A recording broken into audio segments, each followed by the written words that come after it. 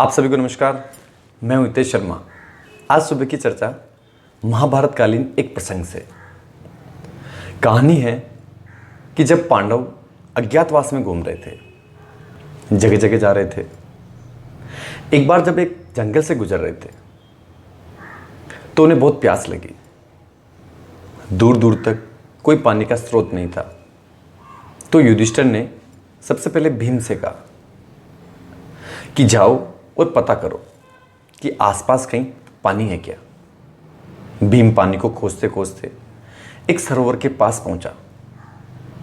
जैसे ही पानी को लेने के लिए झुकने लगा, एक आवाज सुनाई दी, ठहरो, अगर ये पानी लेना है तो पहले मेरे सवालों का जवाब दो। अगर तुमने जवाब सही दिया तो तुम पानी ले जा सकते हो, अन्यथा तुम यहीं मर जाओगे। भीम ने पूछा, आप कौन हैं? तो उस आवाज ने कहा कि मैं यक्ष हूं, शापित हूं। अगर तुमने सही जवाब दिए तो मेरी मुक्ति हो जाएगी। मैं सालों से उसी बात का इंतजार कर रहा हूं। उस यक्ष ने भीम से सवाल पूछे। भीम जवाब नहीं दे पाया और वहीं उसकी मृत्यु हो गई। भीम जब बहुत देर तक नहीं आया तो युधिष्ठिर ने अर्जुन को भेजा। अर्जुन के साथ भी यक्ष ने उसी तरह सवाल पूछे, उसकी भी वहीं मृत्यु हो गई। फिर सहदेव, फिर नकुल, अंत में खुद युधिष्ठिर वहां आए। उन्होंने अपने चारों भाइयों को वहां मरा हुआ देखा। युधिष्ठिर ने चारों तरफ देखा। उसी समय उन्हें भी यक्ष की आवाज सुनाई दी कि तुम पहले मेरे प्रश्नों का जवाब दो। अगर तुमने मेरे प्रश्नों का सही जवाब दिया तो तुम यहां पानी भी पी सकते हो और तुम्हारे चारों भाई भी जिंदा हो जाएंगे। युधिष्ठिर ने कहा, ठीक है, आप पूछें। अगर मुझे समझ आए और मेरी बुद्धि ने मेरा साथ दिया तो मैं जरूर जवाब दूंगा। यक्ष ने बहुत सारे सवाल पूछे, लेकिन एक महत्वपूर्ण सवाल पूछा। आज हम उस पर बात करेंगे।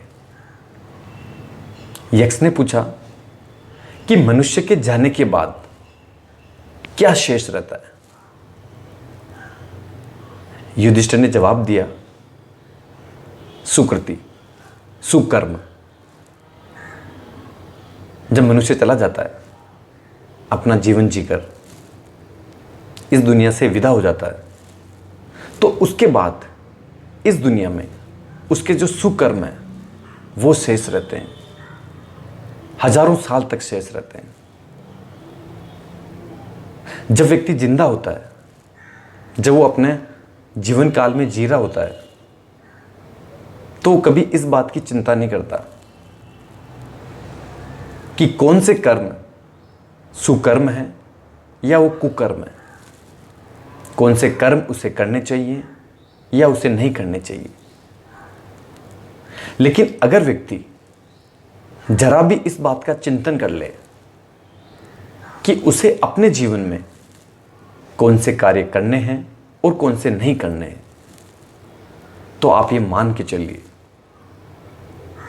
अगर वो जरा भी चिंतन कर लेगा तो उसका जीवन बदल जाएगा। उसके जीवन में बदलाव होगा, उसके जीवन में रूपांतरण होगा।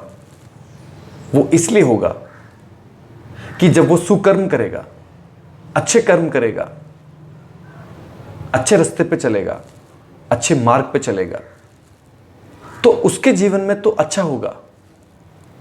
जो भी होगा, जितना भी होगा, अच्छा होगा। वो ईश्वरीय शक्ति से जुड़ेगा। जो प्रकृति है, जो ईश्वर की शक्ति है, जो ब्रह्मांड की शक्ति है, वो हमेशा उसका साथ देगी, बिना कहे उसकी मदद करेगी। लेकिन उसके जाने के बाद भी इस समाज में, इस सभ्यता में, इस संस्कृति में जितने भी उसके सुकर्म हैं वो सब याद रखे जाएंगे। यहां इस प्रकृति में कुछ भी नहीं मिटता, ना अच्छा ना बुरा, सब कुछ अमिट है। हमें लगता है कि हमारा जीवन क्षण भर है,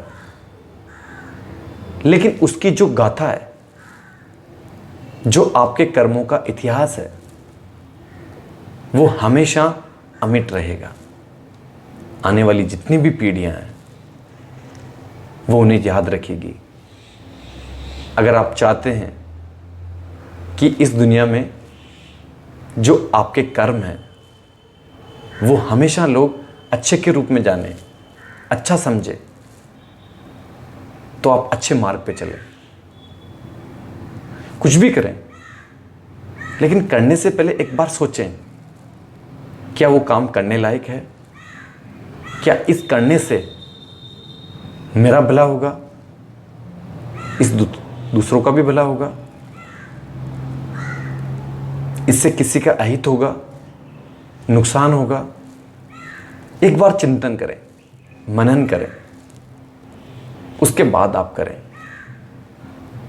एक बार अगर आपने मनन करने की आदत शुरू कर दी, चिंतन करना शुरू कर दिया, तो ये मान के चलिए आप हमेशा वही काम करेंगे जो अच्छे होंगे, जिससे लोगों का अच्छा होगा। आपने मुझे प्रेम पूर्वक सुना, उसके लिए धन्यवाद।